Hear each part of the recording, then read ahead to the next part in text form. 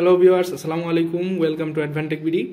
আজকে আমরা খুবই প্রয়োজনীয় একটা ডিভাইস নিয়ে কথা বলবো, আলোচনা করব। সেটা হচ্ছে ক্ল্যাম্প মিটার বা অনেকে ক্লিপ অন মিটার বলে থাকি আমরা। বিশেষভাবে এই ডিভাইসটা সাধারণত এসি কারেন্ট পরিমাপ করার জন্য তৈরি করা হয়েছে। এর পাশাপাশি এটা দিয়ে কিন্তু ভোল্টেজ, এর পাশাপাশি হচ্ছে রেজিস্ট্যান্স এবং কন্টিনিউটি টেস্টও করা যায়।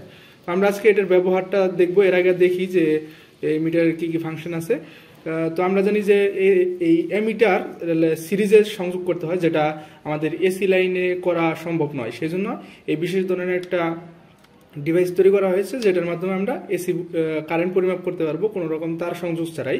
দেখেন এখানে একটা রাউন্ড শেপের একটা অংশ আছে।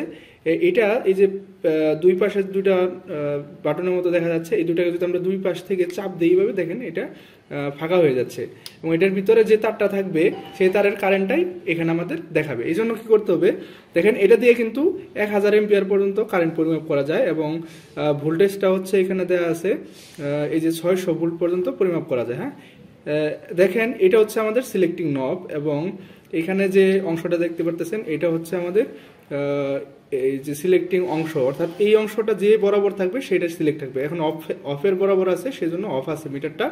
এখন আমি যদি এটাকে অন করে দেই, দেখেন আমি যদি এদিকে ঘুরাই তাহলে দেখেন এখন এসি কারেন্টের সিম্বল আছে এবং ফ্লেক্সিবল দেখাচ্ছে, অর্থাৎ এই যে অংশটা দিয়ে আমরা কারেন্ট পরিমাপ করতে পারবো। ঠিক আছে, এরপরে আছে এসি ভোল্টেজ, এরপরে আছে ডিসি ভোল্টেজ এবং এরপরে আছে দেখেন দুইটা সিম্বল, একটা হচ্ছে রেজিস্ট্যান্স এবং একটা হচ্ছে কন্টিনিউটি টেস্টের।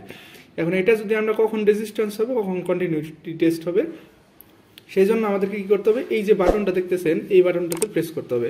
এখন দেখেন এইখানে সিম্বল দেখাচ্ছে মেগা ওহম, অর্থাৎ রেজিস্ট্যান্স অপশনে বা রেজিস্ট্যান্স মোডে আছে।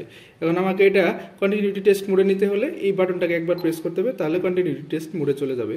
ঠিক আছে, সব আর এই হোল্ড বাটনটার কাজ হচ্ছে আমরা যখন কোনো কিছু পরিমাপ করি তখন দেখা যায় মানটা লাফালাফি করে বা চেঞ্জ হতে থাকে, সেই জন্য এটাকে হোল্ড করা হয় এই বাটনের মাধ্যমে। আমরা এখন টেস্ট করে দেখব। শুরুতে আমরা কারেন্ট পরিমাপ করব, সেই জন্য আমাদের এখানে দেখেন এখানে মোটর আছে। আমরা মোটরের যে 3 ফেজ লাইনের কারেন্ট পরিমাপ করব ভিএফডির মাধ্যমে। এখানে একটা মোটর লাগানো আছে আমাদের, আমরা মোটরটাকে চালাই।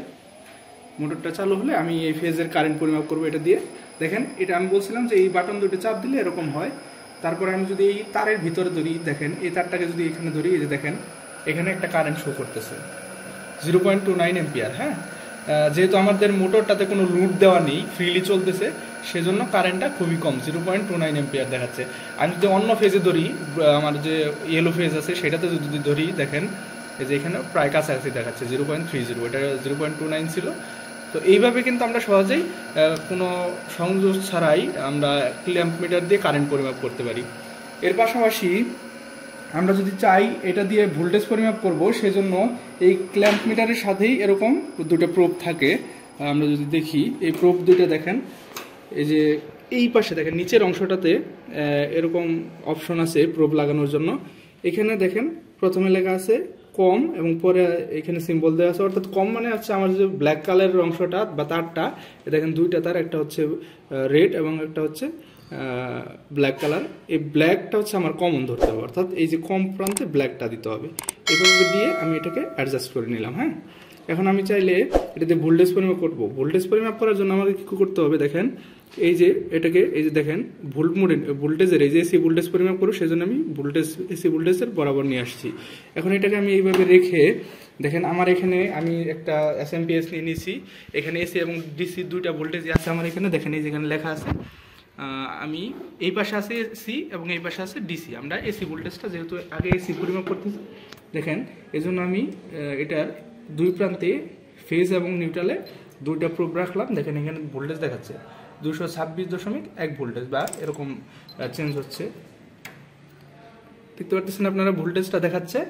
এখন যদি আমরা ডিসি ভোল্টেজ পরিমাপ করতে চাই, সেক্ষেত্রে আমাকে নবটা এভাবে এই সিলেক্টিং নবটা এভাবে ঘোরাতে হবে, ডিসি ভোল্টেজের দিকে রাখতে হবে। দেখেন ডিসি ভোল্টেজে রেখেছি আমি। এখন আমাকে কি করতে হবে, এই ডিসি ভোল্টেজ দেখেন এই যেখানে পজিটিভ এবং এখানে নেগেটিভ আছে, আমি আমার প্রোবটাকে চেঞ্জ করে নিচ্ছি।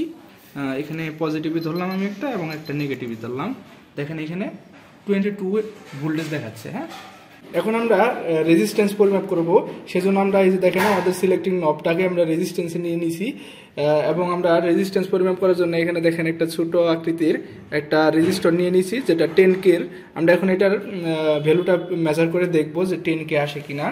দেখেন এই যে আমি এটাকে রাখছি এভাবে, এবং এটার দুইটা নর্মাল প্রোবের দুইটা প্রোব দুই প্রান্তে ধরছি। এখানে দেখেন এই যে দেখেন এখানে কিন্তু 10K শো করতেছে।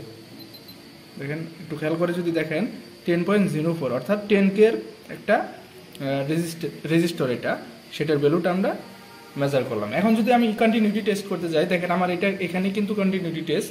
সেক্ষেত্রে আমার শুধু এই যে এই বাটনটা দেখতেছেন এটাতে একবার প্রেস করলে এখন কন্টিনিউটি মোডে চলে যাবে।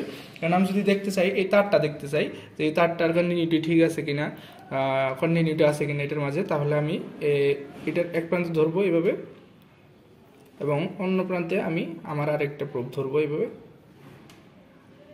এটা বিপ আওয়াজ করবে। দেখেন